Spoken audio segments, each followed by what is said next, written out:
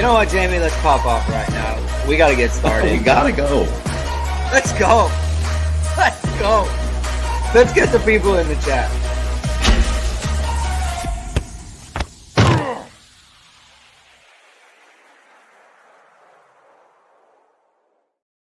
Woo! Hello, Wow. everyone, and welcome to look at that. Hit and Hustle from IrishSportsDaily.com. I am your host, Greg Viliamu-Asa, and with me, as always, is Jamie Uyama, Mr. Jamie University. I am here in an undisclosed vacation location, and couldn't miss it. You know, a couple weeks ago, I was on vacation. We didn't do shows.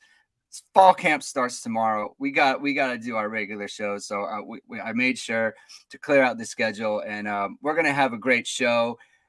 New season, new intro. We got a lot of fun stuff going on. Jamie didn't know.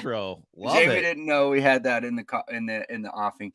That's brought to you by VSR Media, who is the Vahid Sadwazade's new company that is a sponsor of the show. Great stuff. VSR Media is founded by Notre Dame football and pregame host, Emmy award-winning anchor Vahid Sadwazade, as like I just said, provides professional and cinematic video and photo, as you just saw. Good stuff. Whether you're looking for a collegiate or pro-level highlight reel, have a personal story to tell, or aiming to diversify your growing business, VSR Media specializes in short and long-term video storytelling, social media management, website design. VSR Media also captures professional headshots, senior and sports photos. Contact Vahid at vsrmediacompany.com. Mention Irish Sports Daily to receive 20% off your first project. Visit them online or give a call at 574-800-9106. What do you think, Jamie? Good way to start the new season. Oh yeah. Love it. I'm ready to go. Yeah, we're ready to go. It's going to be a good show. We're going to talk about the big commitment of Kyngstonn Viliamu-Asa. ViliamuAsa. I got to get it right because he's going to be a Notre Dame football player. And that was pretty big over the weekend. Too. Yeah, KVA. Logan Saldate also, he also committed to Notre Dame on last Friday, so we're going to talk about that. CFB Hertz is here, replenishing ISD's coffers after Christian spent it all tracking KVA's recruitment. I got to talk about that. Christian, we tried to get him on the show, and he's parading around the country right now. Just people are throwing him ticker tape parades for his takes, for his coverage. So we're going to talk about that. Xander is here with the super chat. He's pumped. Outstanding work by the staff. Love to see it, Xander. Xander, will you apologize? Will you apologize for the slander brought along to Marcus Freeman and Al Washington? Will you apologize in the chat? So I think it's important to do that. Mea culpa. That I think the super chat was part of the apology. So I think that's a good start. Yeah. I think that's a good start.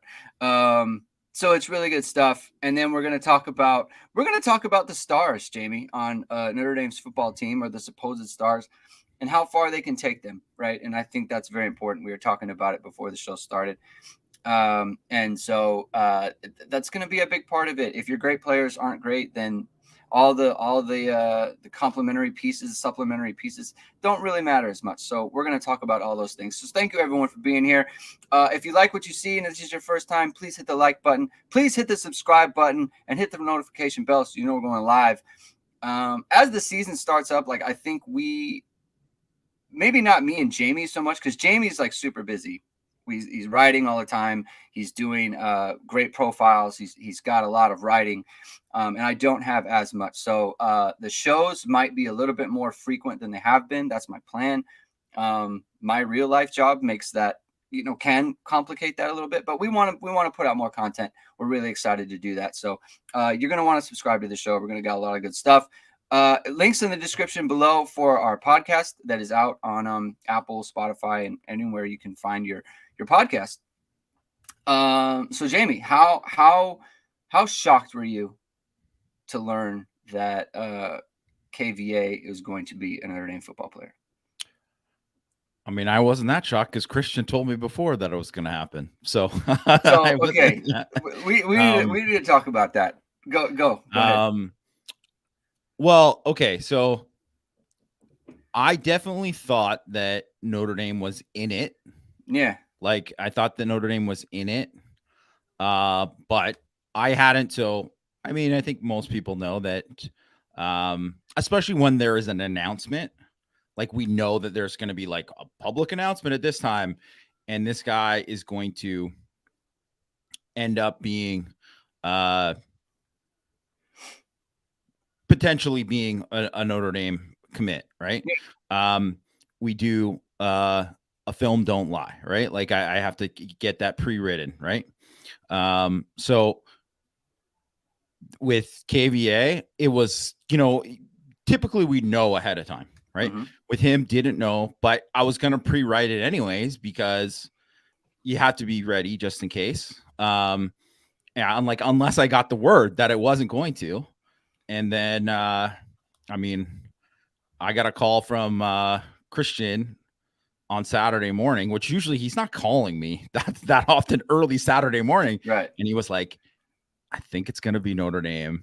He's like, I'm telling you. So basically like blow up the FDL, like, don't whatever. I think like you can put time into it, you don't have to, whatever. So I was like, okay, I'm like, okay. Yeah. And then obviously, there was still, it wasn't like for sure. You never really know a lot of times too. And I think too, there wasn't like all the, usually there's the crystal balls or these predictions.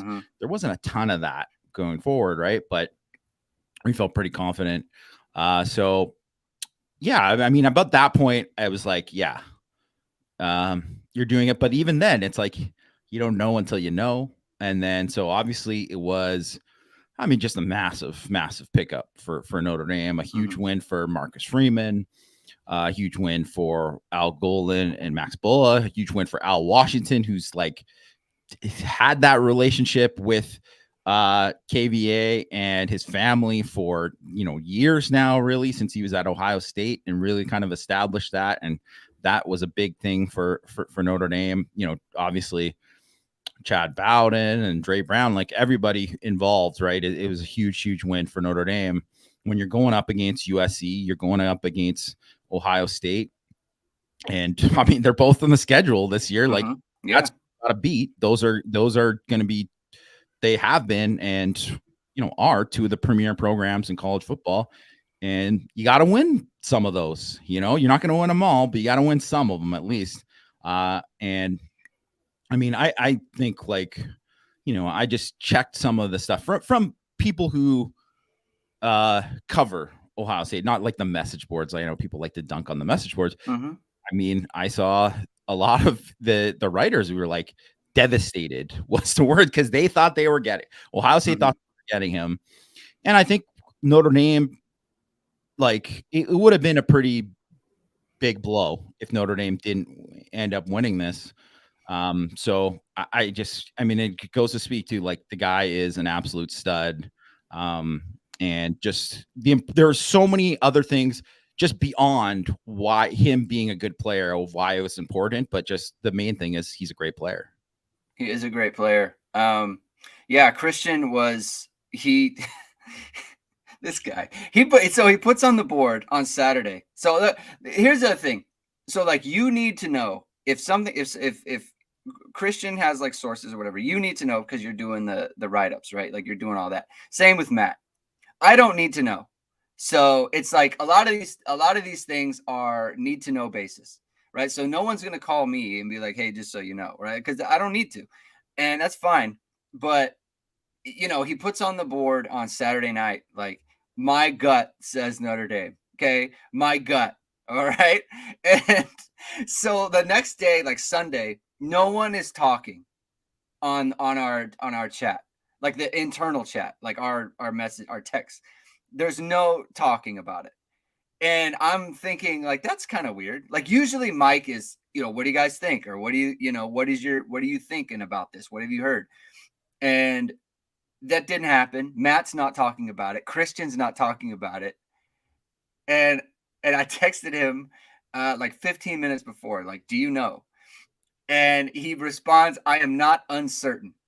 And so it's like he clearly knows. And so then as soon as he commits, like he's got a whole story with quotes from his mom. I'm like, this guy is out here like Biff Tannen with the almanac, like knows, he obviously knew, and I was like, and he's going, oh my gut. So, I mean, honestly, he was so plugged into this recruitment. I would not be surprised if he was like zoomed in to the family's like final decision. No, he was so plugged in. He knew when Christian has like an in, it's like as in as you can be. He might have been involved in the process. Like he is so like Jeremiah Love was a really good example last year, where everyone was like, it's A&M, and he was like, yeah, it's gonna be Notre Dame, and he was so confident about that. Tyler, we can. I don't think Christian. When did KVA notify all the coaching staffs of his decision? Christian said that he was trying to find that out definitively because he didn't really know. So that's kind of as far as ISD is concerned, we don't have that information. So well, you know, hopefully when Christian stops parading around the United States and receiving his ticker tape parades, he can come on a pod, either this one or Power Hour, and he can talk about the kind of the TikTok of all that. But so yeah, it was a huge you know, commitment for Notre Dame. And I was thinking about it too, Jamie, that this one would hurt, I think, more than like Justin Scott. It would hurt more than even like Peyton Bowen or like Dante Moore, because KVA was like a Notre Dame kid. Like a week ago, I texted Christian, like, it would be so weird if he went to the mountains, you know, to basically get in touch with his spiritual side, right? And it's like a kid like that's going to go to do that in like Ohio State. It just doesn't seem like you would pick Ohio like he State. would already just made the decision. Yeah, like you don't need that doesn't seem like something you do. But Christian at the time was like, all of his sources that weren't the family, they were all saying, we think it's Ohio State. We think it's Ohio State. And that's what he thought. And then he USC was recruiting against Ohio State. They weren't even like Notre Dame wasn't involved. And it just for them to pull it out and to get a good read on the recruitment and to kind of convince him and show him like, this is where you need to play. He's contacting Jalen Smith. He's contacting Manti. He's contacting Kyle Hamilton, like clearly doing his homework. You know, these are all guys that could have gone anywhere. And they chose Notre Dame, and then he ultimately chose Notre Dame. So on that front, I think it's a huge commitment. It gives the defense a captain, so to speak, the way that the offense does with CJ Carr. The defense now has a guy you just look to, and it's like, okay, like that guy is the face of the defensive class.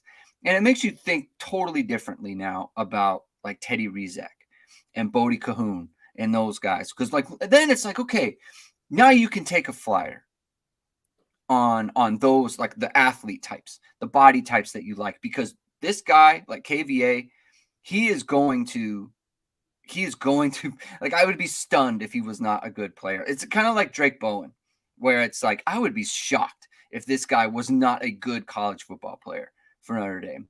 And we're going to throw up some film in a second, but that's kind of where I see it. You gave him the Manti Te'o comp, like what he could become.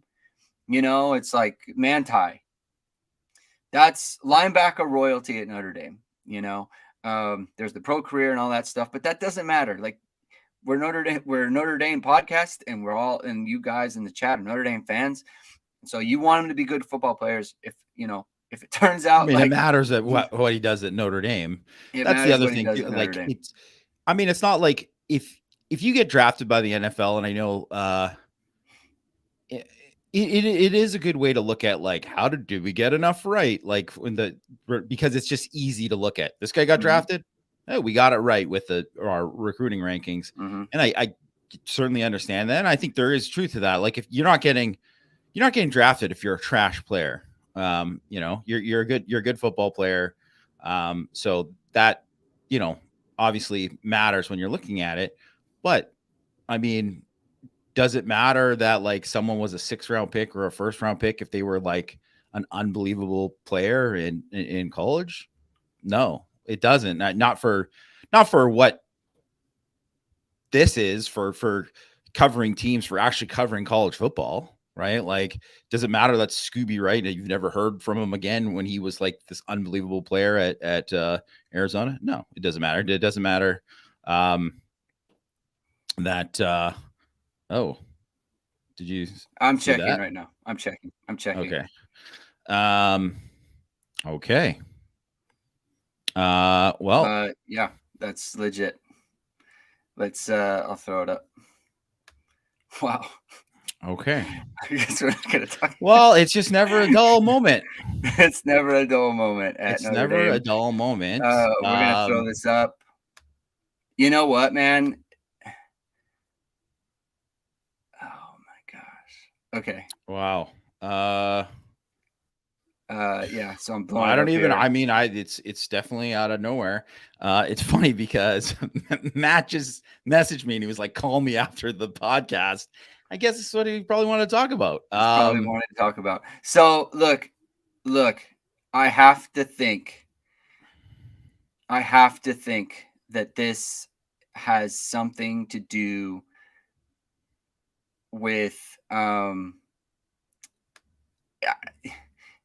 don't even know if I want to speculate about this. Why else would you do this? Maybe it's health involved. Maybe there's a health thing going on. I don't want to speculate because I was going to say like just that kind of baseless speculation. I don't really want to do that. No, I mean we shouldn't. Whatever. I don't want to do that. Let's just say that we hope that I hope that he's healthy. I hope he's healthy. I hope he's healthy. I hope that his family is doing all right, because I mean certainly that's something that that happens and that has caused people to walk away at kind of times that you don't expect it to happen. So that certainly is something that could be. I let's just hope for that. And I mean I just hope for the best that there isn't anything bad involved in it. And I like I said, it's just totally unfair to kind of speculate on if there was whatever it is. I guess we can just really talk about just what it kind of means, though. Sorry to just flip it. I mean, we'll get back to KVA and camp and all that kind of stuff, but I think we kind of have to talk about this now. We're gonna have to cover this. So Matt has something up. Fred Hale will lead the strength and conditioning program for the time being. So that's going on. I mean, just like first reaction.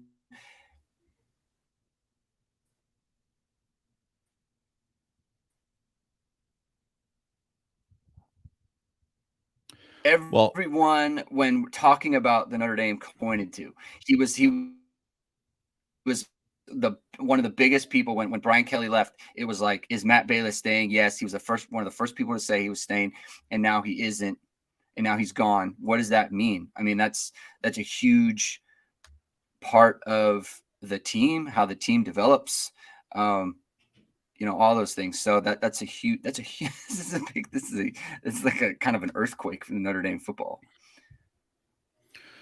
Yeah, I mean, I think for people that aren't I think most of the people who are probably watching the show or going to listen to the podcast are probably very aware that the strength coach, especially at the college level, plays a big role in kind of like setting the culture for the team, because when the staff can't be there, he's the guy who kind of sets everything up. So in terms of like work ethic and all those kind of things that you see, like where you saw, like, I mean, I can say too, as someone who, covered the team and saw the team before the kind of reboot before Balis got there, like the gains that Notre Dame made in terms of, it didn't matter in terms of not just who they recruit, but the gains guys made when they got on campus. I mean, it was significant. I think people noticed that even if you didn't know anything about the strength and conditioning program, like there was a lot of like, the whole built by Balis, like that was a real thing. Like there were guys who definitely made extreme physical gains, under, his watch. And I think like Jason Anye is a perfect example of a guy on this year's team, right? Who came in, and that guy needed a lot of work, and he came in at a bigger weight, but he was a bit heavy, but he literally like changed his body. And now, all these, he's like 290 pounds and with, unbelievable like 6-pack abs now, and like that was not a thing, right? So I think God brings up a good point too about Jake Flint or Dave Ballou, who's Ballou is was the assistant who came in with Balis. He was kind of like the number 2 at the time, and then he left and he went back to his alma mater, Indiana, became their head guy, and now he's at Alabama. I mean, I think he really enjoyed his time at Notre Dame. I don't know if he's going to leave Alabama. I'm sure he gets paid pretty handsomely. I would guess they're pretty happy with the job that he's done, but certainly he was a huge part of kind of changing that for Notre Dame too. He's also a guy who's Balis is, I would say, more old school in with a lot of his stuff, and Ballou's more of a forward thinking in terms of like sports science and all that. And it's not to say that Notre Dame doesn't have people in their department that are like that, but that's where Ballou is. That's certainly where Jake Flint is too, right? Who was also on the staff. He was on the staff previously before Balis came there, stayed on, went to LSU with Brian Kelly, was a tremendous part of the staff. And he's also a guy who's very influenced by sports science and all of that as well. I mean, they're going to have options of what they do, but the time of year it is right now, you're probably not going to get somebody to come like now. No. It would probably be, November, December or something like that is when you're probably thinking about it. The one thing I will say though, because God mentions the 2 guys who had worked at Notre Dame before, the vetting process, and everyone knows how long that takes for Notre Dame, that becomes a lot simpler when you know the person and that too. On the other hand, I think this is like one of these things where I certainly think Marcus Freeman, I never heard anything that he was unhappy with Matt Balis or keeping. Yeah, I was going to say, I've never heard. This is stunning. Never heard any kind of rumblings of that. So I wouldn't even go in that direction, but it was someone who he inherited. So he might have someone in mind, right? Because that's usually like how it goes when someone gets their job, they're bringing their guy with them. So, I mean, now I'll have to look at like who was at Cincinnati with him. There might be someone he worked with at, Ohio State, right? Like there could be somebody there. It really could be all over the map, really, right? Like, who's the guy who went to Wisconsin with Fickle, right? Like, there's all these things. And he's a trainer. Get out of here, drunk Vigo. I think it's just something like this is college football.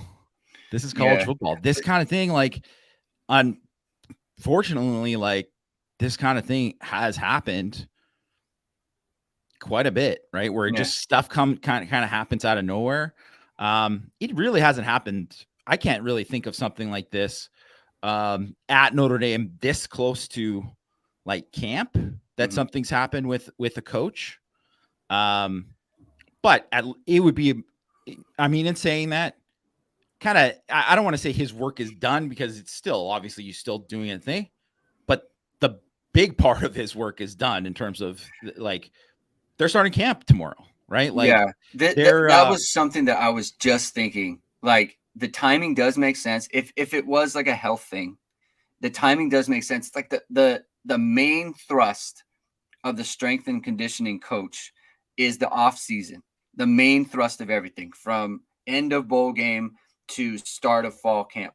It's like they are one of the most important. I mean, this is when you build your team. You know what I mean? Like, this is when it all happens, like the off season and getting them, you know, because there's so much time not spent with coaches, with your position coaches and all those things, because of the nature of, like, the lack of time, but you're always working out. Like winter conditioning, like that's all Balis.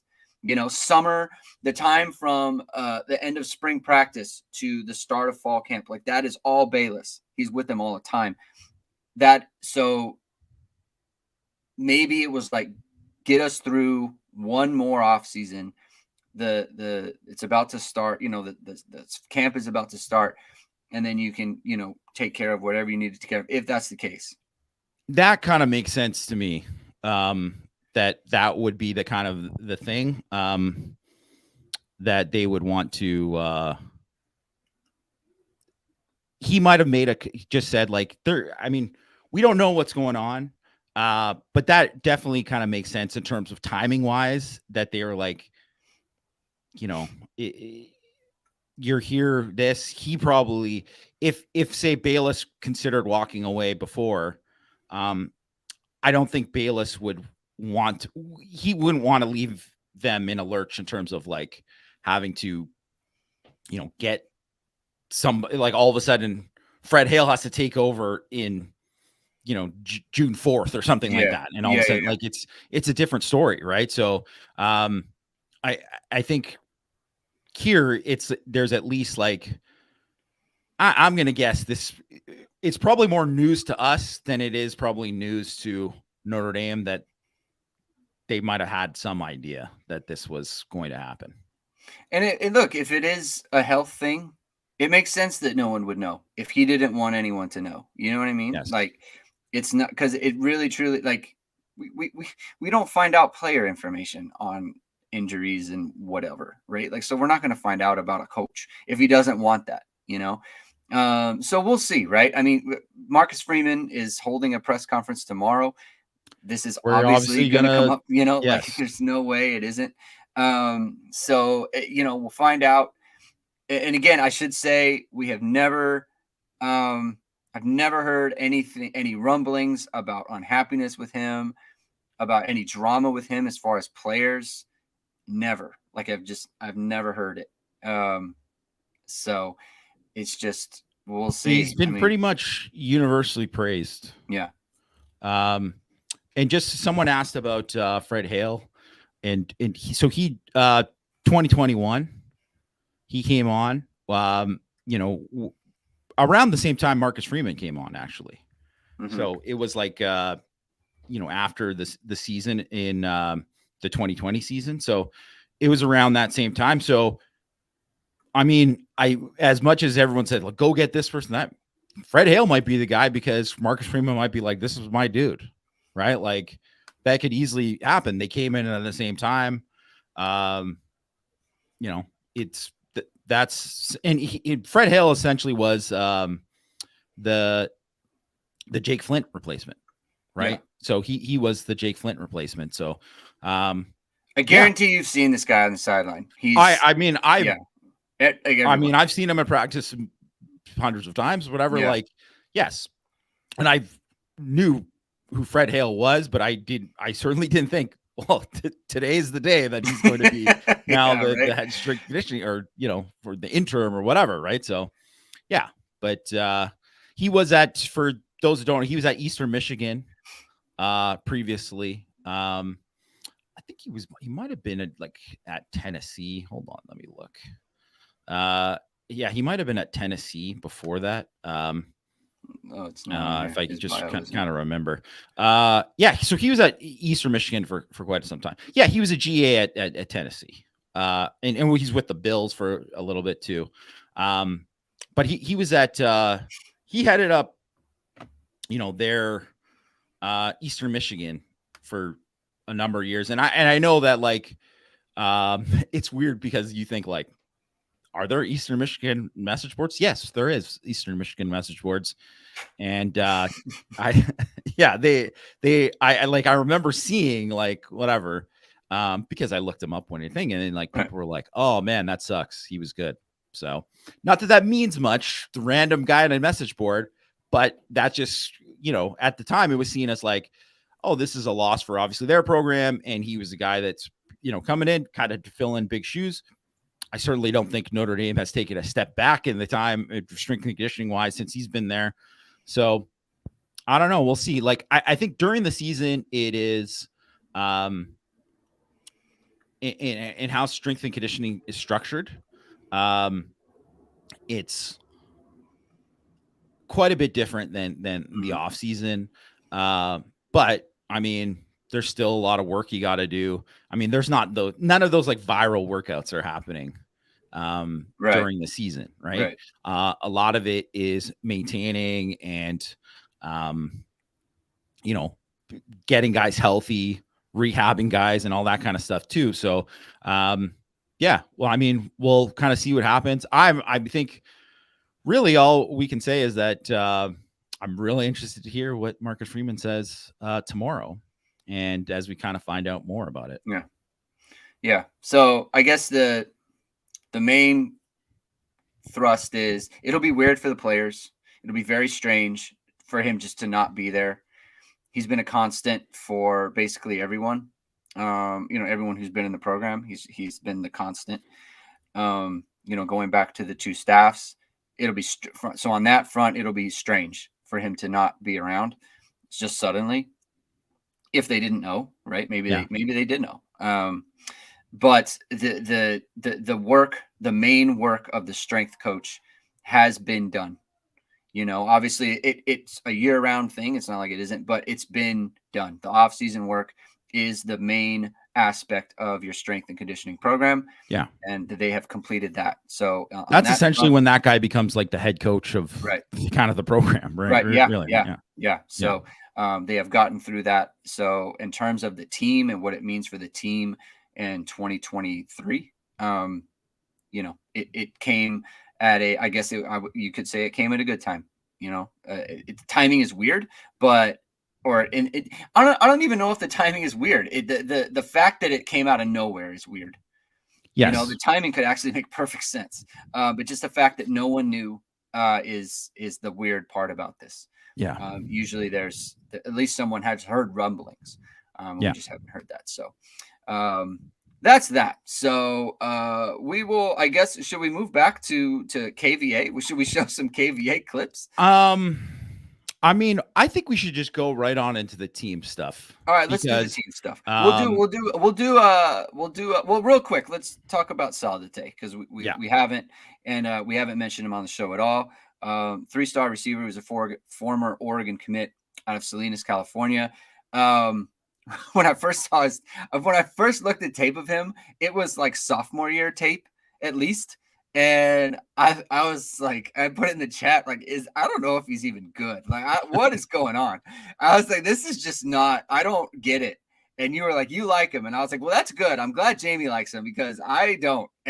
But then I noticed, it's like, oh, this is from 2021. Okay, not great. So then I looked at the most recent film, looked a lot better, showed the burst that, they're talking about his track times. And, he doesn't have the size, and just thinking of Isaiah Canyon, right? Like he doesn't have that size, but he's like 4 inches shorter than Canyon. He does play outside. He's got what people like to say moxie, right? He'll go for the ball, even though he's not the biggest guy. He's around 5'11", 6 foot. He's got decent run after the catch ability there. He's got good long speed. And again, it's kind of like the Teddy Rizak take in that. It's so much better when you've got Cam Williams in the fold, and you've got Micah Micah Gilbert. Gilbert. You know, it's just like, it's so much better. And I do think that they should take someone else like him, in that you need good players in your program. And, Yeah. and I know people, it's like, oh, Oregon State commit, like we beat out Oregon State. Like, how many times have you watched an Oregon State game and be like, why can't Notre Dame get a receiver? Why didn't Notre like Dame offer this dude? Yeah, why can't Notre Dame get a all the receiver time. like that guy? Right? That happens all the Yeah. time. And so you need guys like that. And you get the star in Cam Williams, who everyone projects is like, you know, that could be a first round pick down the line. And so you get him in the program. I think he's a good take. And you know, it's just, but I think you get another one. This is when I say he's not the type of third guy where it's like, oh, okay, we're done. Like, I'd say get another one. That's how I feel about it. I mean, I kind of felt that same way with Isaiah Canyon too. That that they kind of, I think even though they're different, obviously, like we mentioned, Canyon's bigger, you know, quite a bit bigger. Right, he's around 6'3". Mm-hmm. You know, Saldate, is that sorry? Saldate is 5'11". Mm-hmm. You know, but I think when people say that and they're like, "Oh, this guy's probably a slot. Why don't you take Jason Robinson?" Well, Jason Robinson weighs literally 40 pounds less than him. So it's quite a big difference, right? It's a huge difference. Yeah. So I think that's one thing. I knew that they were going to go in this direction because that's how they went the direction with Canyon, right? They took a guy that they were like, I love this guy's tools. This guy has NFL projectables in terms of athleticism, right? And he needs to learn how to play a receiver better in terms of route running and all that kind of stuff. I think that's a big thing with him. That's a lot of that's a lot of things, but they're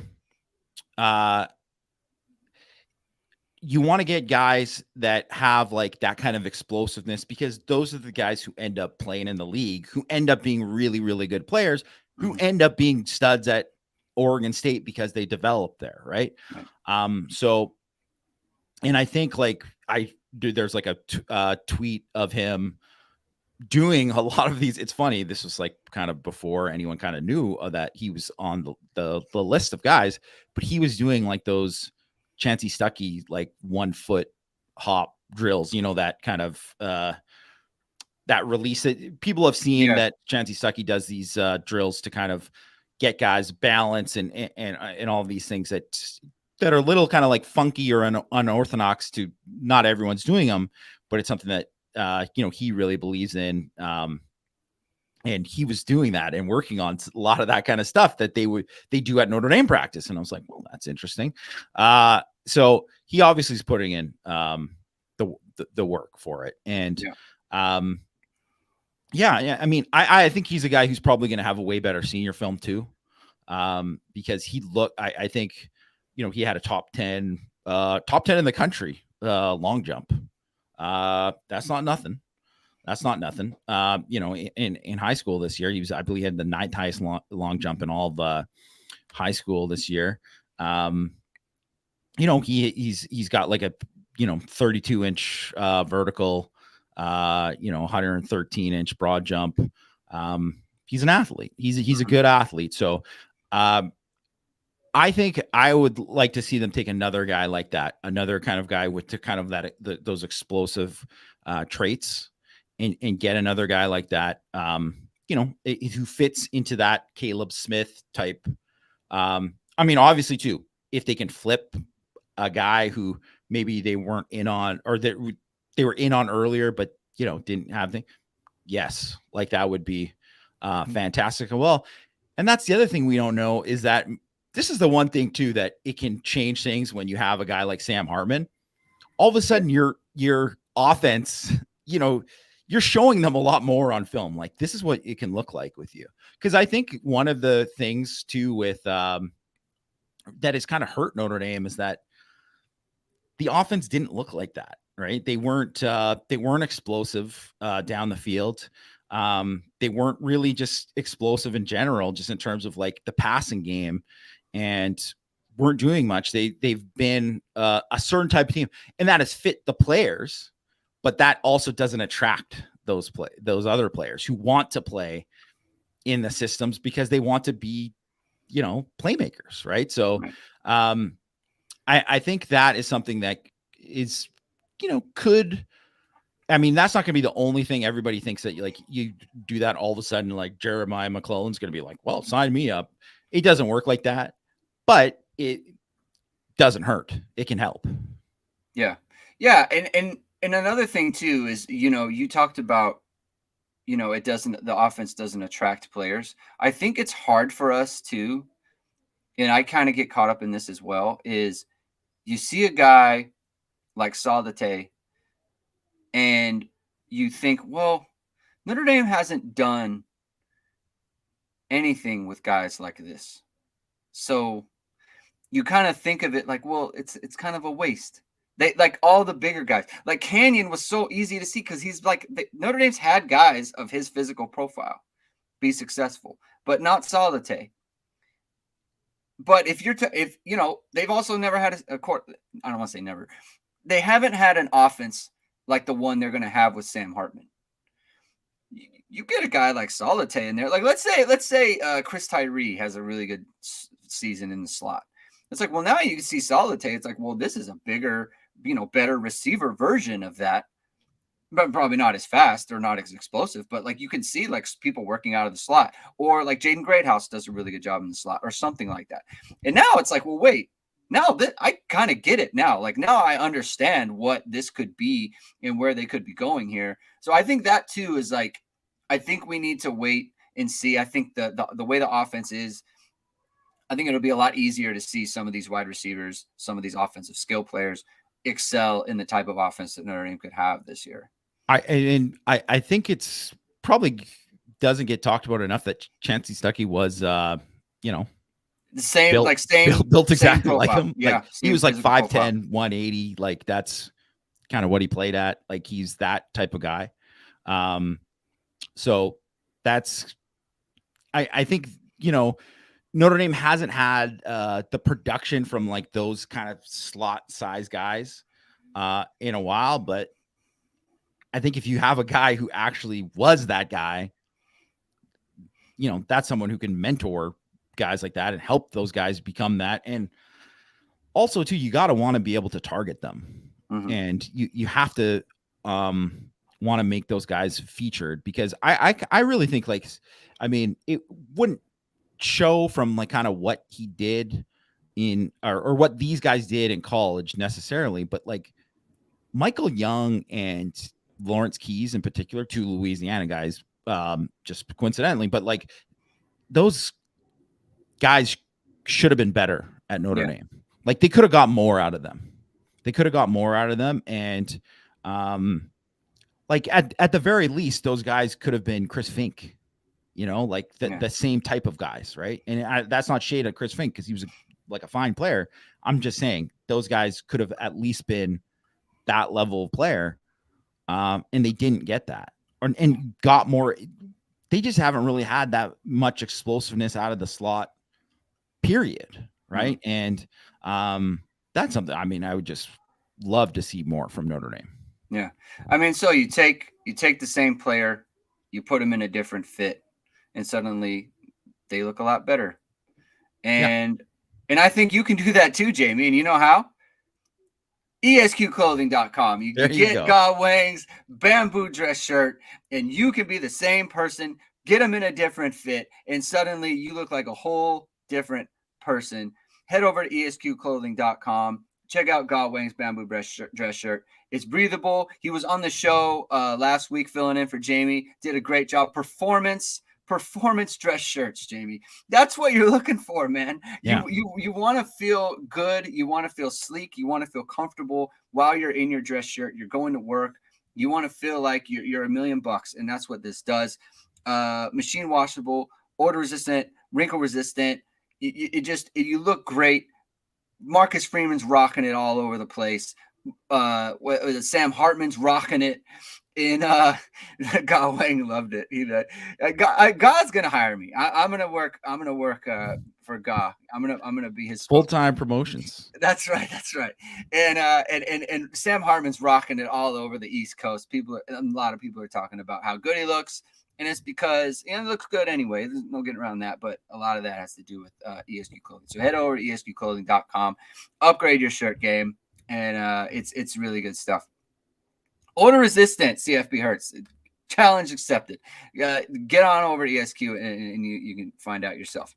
All right. So speaking of Sam Hartman, let's talk about the team because, Jamie, we've been talking so much about, X factors and this player has to do well.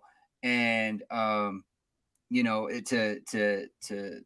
add to Notre Dame, right? And we kind of take the stars for granted, but I'm kind of curious what you think, because last year we were very concerned about, we do the top 25 list, top 25 players on the Notre Dame football team. And I think we both had Michael Mayer number 1. And we both thought, well, how good can you be if your number 1 player on the team is a tight end, And it was concerning. And I think that kind of bore itself out over the year, right? Like Michael Mayer was great and he was as advertised, but there wasn't a lot else there. And I think this year they're a lot better positioned in some key spots to, be a really good football team. How good do you think Notre Dame's best players are, right? So let's talk about Sam Hartman, Joe Alt, Blake Fisher, Ben Morrison, Audric Estime. Would you throw Jaden Thomas in there? Like, would you throw him? I wouldn't put him in that category. You wouldn't put him in that category. All right. So no, I'd put him I think he could maybe jump up. And I think too, that's like what you said. To me, there's those 5 guys, and then it's like it's separates from there. And then can somebody join there? But like you said, you can't have any of those guys fall off. And we mentioned before the podcast when we were just chatting, but like when you go into like last season and you think, and we had watched enough Brandon Joseph, like Brandon Joseph wasn't Kyle Hamilton. We knew he wasn't going to be Kyle, but you certainly thought he was going to be a lot better than he was. You thought he was going to be a good football player, a plus player for sure.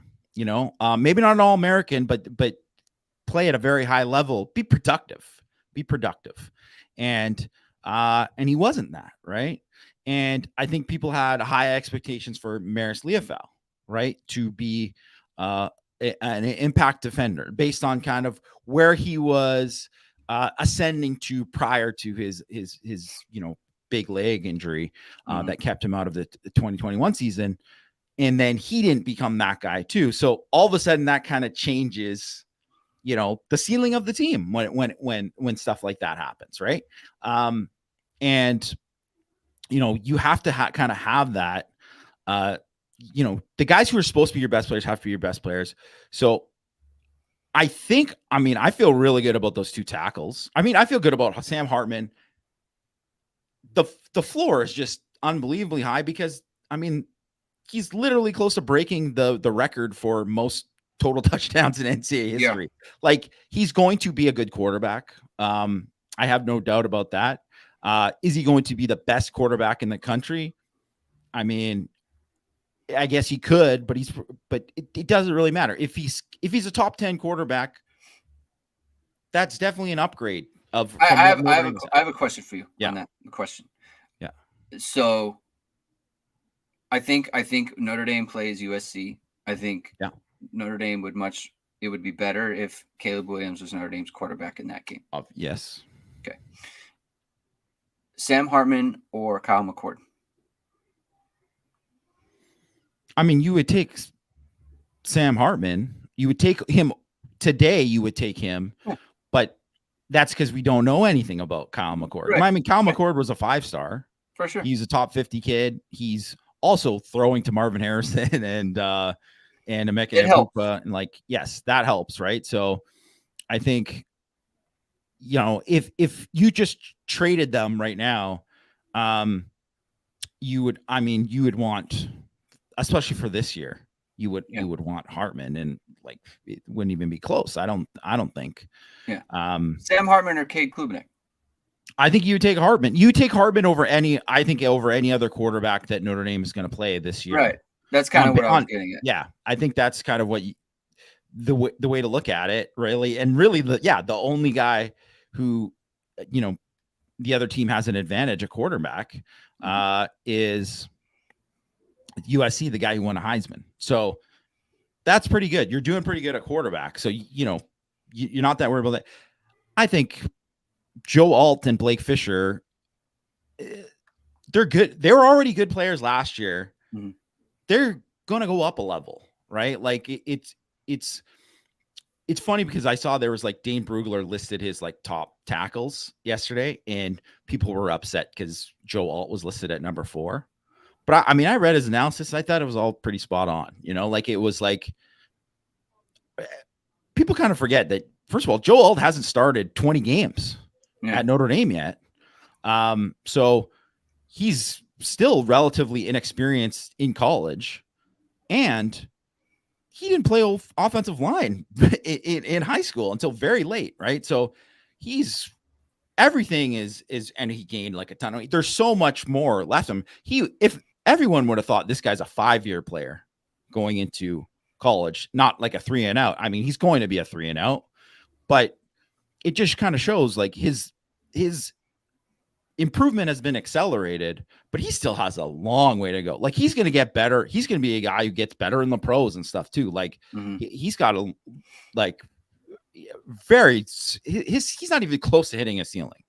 And that's the same with Blake Fisher too, who has really only played 1 year, right? He missed that full year. So I think that's the thing where, I mean, I don't even, sorry, CFB Hurts mentioned, I haven't watched those 3 other tackles. I don't, you know what I mean? Like, I'm not like the kid from Penn State. I don't know if he's the number 1 tackle or not, or whatever. I haven't seen enough, but I'll tell you one thing, that guy's like a 4th or 5th year kid, right?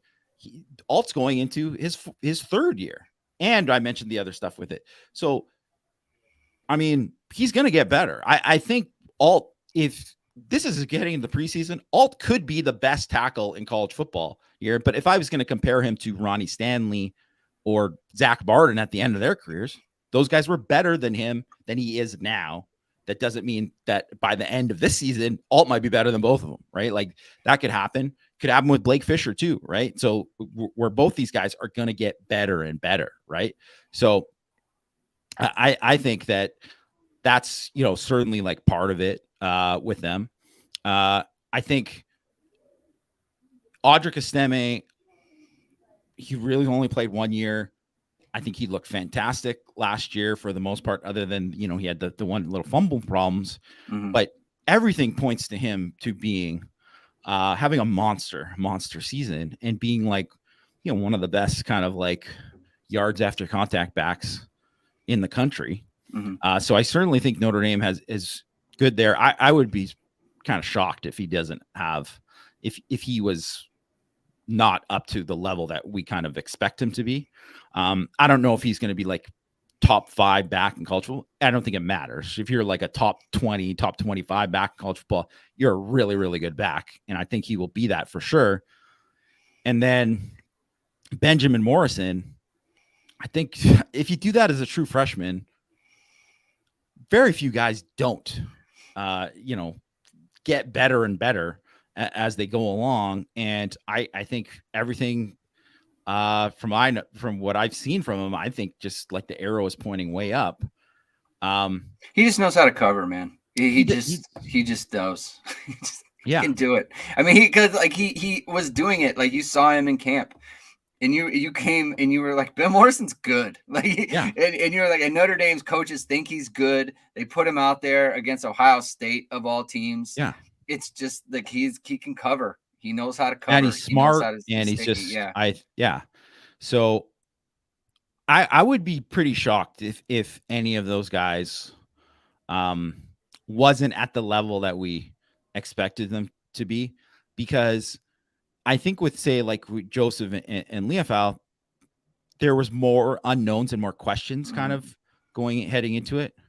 But I also would have said last year that Cam Hart's probably ready to take it up a level, and obviously large part, I think, due to injuries. The injuries. And you've mentioned too, he was better than definitely most people thought he was.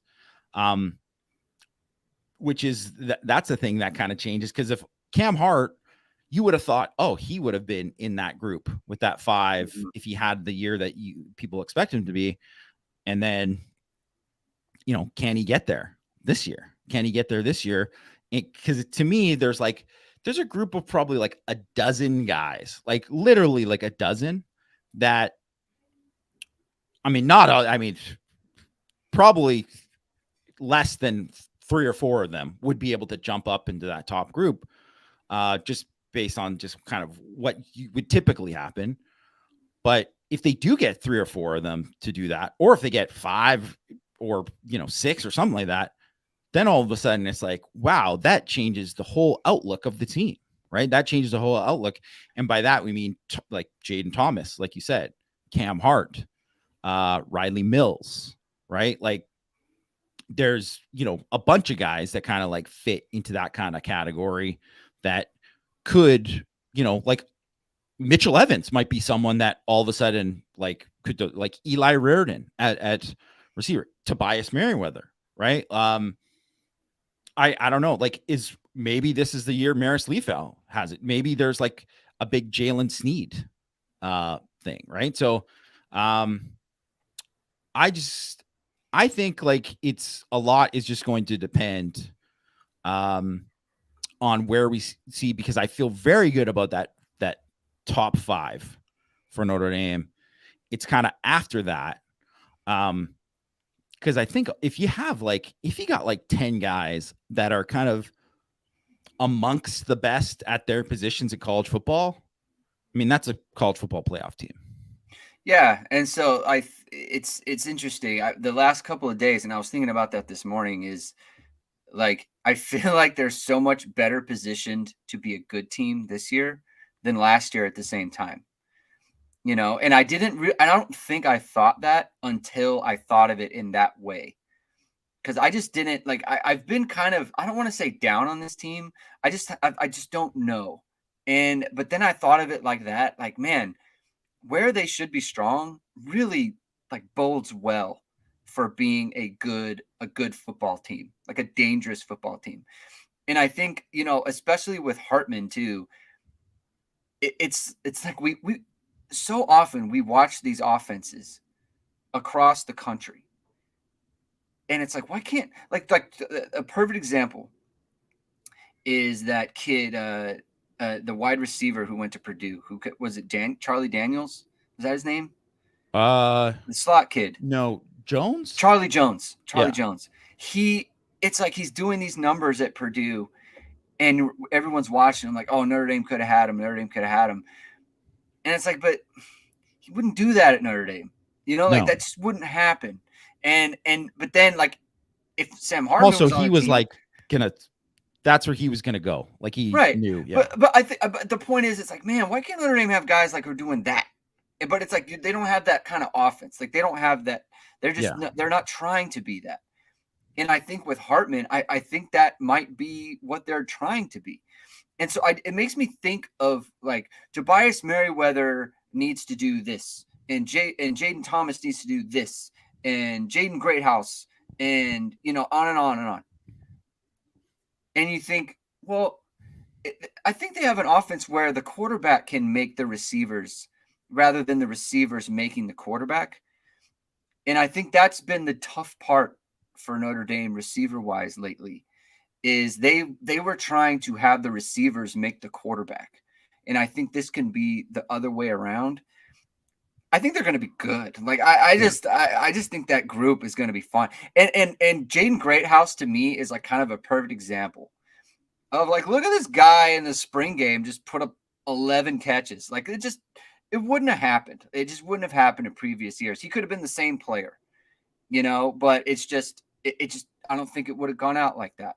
And so that's where you kind of think to yourself, like, man, this offense could be like, this could be like a 2005 type of like the way that we as people who cover the team, in the way that fans think about it. It's like we got to be thinking like every possession should probably be a touchdown, regardless of where it starts, because they have that kind of ability and they have that kind of I guess, weaponry, for lack of a better way to put it.